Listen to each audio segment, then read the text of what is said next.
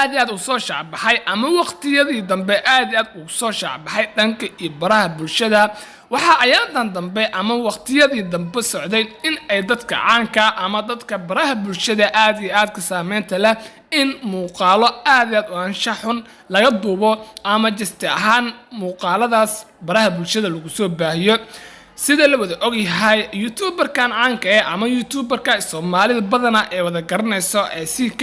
in ay muuqaal ahaan ay ka baahiyeen muuqaal aad iyo aad u anshaxun ama jiste ahaan qofkii markaas muuqaalkaas daawado oo dareemi karo in ay tahay been abuur 100% ah haddii aad iyo aad u fiiriso ama muuqaalkiisa aad u fiiriso farqi aad iyo aad u fara badan baa u dhaxeeyo CK iyo ninkaasna waa nin Hindi ah ama ma ahan qof just ahaan asal ah ama CK ah laakiin waa nin aad iyo aad u eg ama aad dhihi karto 100% sawirka xitaa kalarkiis ahaantiisa wala madoobeeyay ama kalarkiisa update badan baa lagu sameeyay si looga dhigo CK وانا واحد aad looga xumaado 100% in aad qof aan ahayn muuqaalkii ama muuqaal anshaxun aad ku tilmaamto qofkii aan qofkiisa aan ahayn qof kale aad dusha ka saarto waana wax aad looga qurux badan yahay midaas waxa ayaantii dambe ama waqtiyadii dambe aad u soo shacbaxay in la iska qabanayo muuqaalo ama kilibyo وانا واحد dadka ku cusub ama bulshada Soomaaliyeed ku cusub arintii laga hayo tusaalahan ama muuqaalka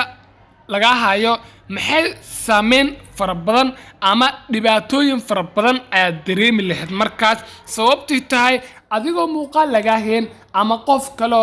adigoo kale ama shakhsi adigoo kale ah in lagu tilmaamo adiga aan ahayn muuqaalkaas وانا واحد aad u xun ama baraha bulshada waqtiyadii dambe ama saacadii dambe ku soo batay ama sanadadii dambe marka waxaan dhigi karnaa isaga ahaan ama youtuberkan jiste ahaan isaga sida uu soo hadlay dhankaas iyo Instagramkiisa in uu ahaan qofkiiba ama lagu tilmaamayo qofkaas in uu ahaan waxaas ayna ku suurtagelin haddii aad baraha bulshada caan ka tahay ama saameyn fara badan ku leedahay waa in aad mar walba taxadar aad ku jirtaa ama mar walba wax walba aan laga qaban ama wax walba aan mar walba aan ku dhaqaaqeen وانا waxyaabaha kalifi karo in mar walba ceebahan oo kala ama waxyaabahan oo kala ay kugu dhacaan